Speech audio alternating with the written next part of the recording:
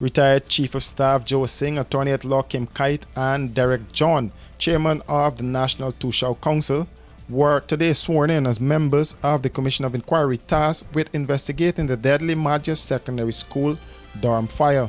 They took the oath of office this morning before Acting Chief Magistrate Shardell Isaacs Marcus at the office of the President. While many called for the COI to be established shortly after the tragic events, President Ali said his administration was giving the affected families time to heal. In light of this, we recognize the need to give the affected families the time and space to grieve and heal. It thus was imperative to allow for a suitable period to elapse, considering the emotional impact on the families and the broader community.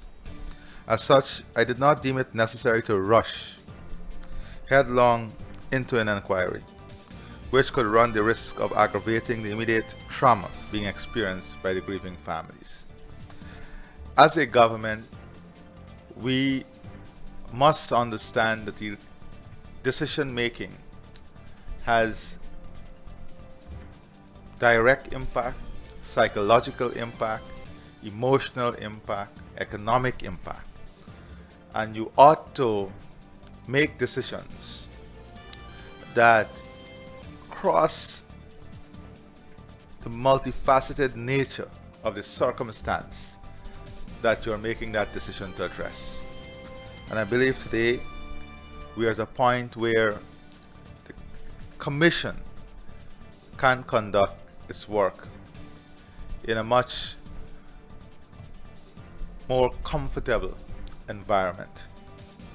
The pain of the families and the community and the government and the country would not subside in any way. But the space gives time for the Commission of Inquiry to conduct its work in keeping with the TOR in what I would want to consider a more conducive environment. I don't think there is much more I can add. The terms of reference is, I said, very elaborate. It gives them the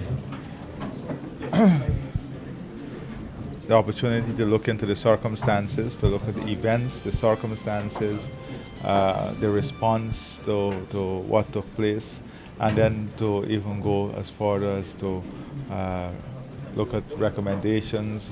So it's a holistic, very holistic. It goes from the night, but that allows them to go before the night, and then to examine the night itself, the circumstances, what took place after that, everything in terms of the response, whatever.